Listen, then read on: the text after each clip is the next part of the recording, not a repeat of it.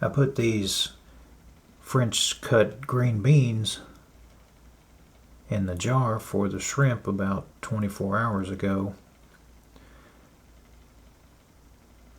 They've deteriorated rapidly because I keep them frozen so they'll last longer. And you can see maybe 100 shrimplets eating away at the decaying green beans. I used to remove the leftover blanched vegetables, green beans and that type. I used to remove the excess after a day or so, but now it's just impossible to do that because if I used a turkey baster to remove this leftover, we wouldn't be able to avoid sucking up shrimplets. So I found that just leaving this plant matter in the tank, eventually they will consume all of it.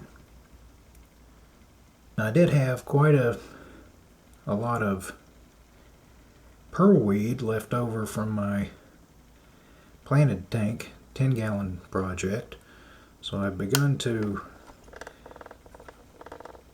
plant that in this tank. And in the background you can see there are a couple of pieces of driftwood with Java moss attached. That's beginning to get overgrown.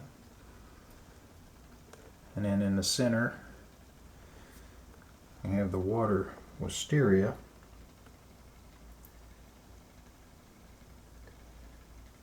And then a couple of large pieces of Mopani driftwood. I have some otocinclus. Here you can see I noticed 2 otocinclus. They tend to stay hidden among the 2 large driftwood pieces in the center of the tank. 29-gallon tank. Makes a good home for cherry shrimp that are breeding like crazy, and 2 or 3 otocinclus.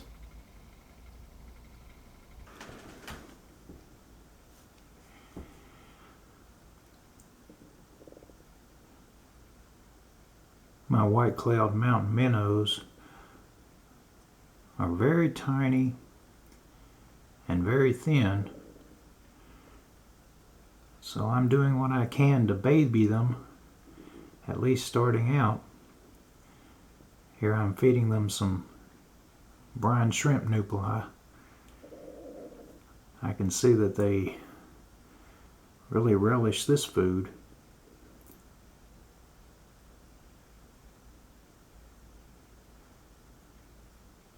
Yesterday I fed them some small daphnia. They liked it, but